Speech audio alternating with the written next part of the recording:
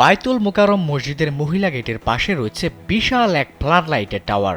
বুধবার সেই লম্বা টাওয়ারের ৬০ ফুট উঁচুতে উঠে বসে থাকতে দেখা যায় মানসিক ভারসাম্যহীন এক নারীকে। এই দৃশ্য দেখে জরুরি ভিত্তিতে জাতীয় জরুরি সেবা 999-এ কল করেন এক স্থানীয়।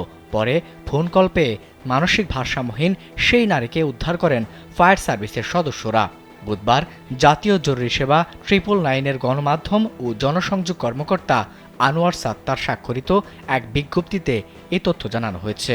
এতে বলা হয়, ১ জানুয়ারি ২০২৫ সকাল ৯:৩০টার দিকে একজন কলার জাতীয় জরুরি সেবা 999 নম্বরে ফোন করে জানান, ঢাকার বঙ্গবন্ধু স্টেডিয়ামের বায়তুল মোকাররম মহিলা গেটের কাছে ফ্লাড লাইট টাওয়ারে আনুমানিক ৬০ ফিট উঁচুতে এক মানসিক ভারসাম্যহীন মহিলা উঠে বসে আছে।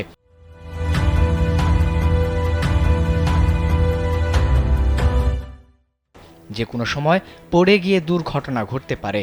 পরে 999 থেকে সংবাদ পেয়ে সিদ্দিক বাজার ফায়ার সার্ভিসের সদস্যরা ঘটনাস্থলে উপস্থিত হয়ে ওই ভিকটিমকে উদ্ধার করে পল্টন থানা পুলিশের কাছে হস্তান্তর করেছে।